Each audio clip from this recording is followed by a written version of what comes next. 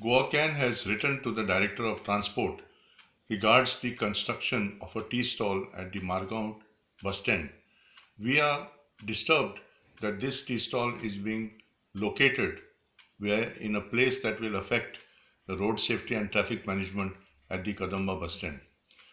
We have also come to note that this tea stall does not have the legal permission for construction by the Margao Municipal Council, and we are pleased to note that the Margao Municipal Council has taken steps and the Chief Officer has issued a show cause notice to KTC with regards to this construction.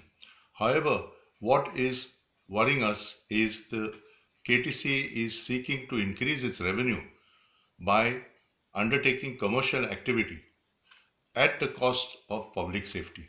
We have no problem whatsoever if KTC seeks to increase its revenue, but commercial activity at the cost of public safety is unacceptable.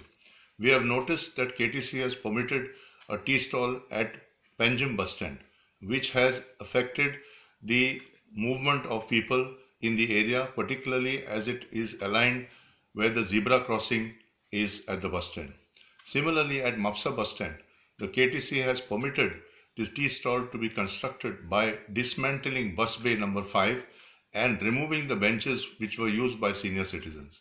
We have called upon the Transport Secretary and the Director of Transport to take immediate action and relocate these tea stalls and bring back public safety on these bus stands.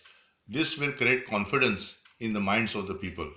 We once again call upon consumers to take up these issues with their respective candidates in the forthcoming assembly elections and bring it to their notice that these violations are taking place at Mapsa, Panjim and Margao.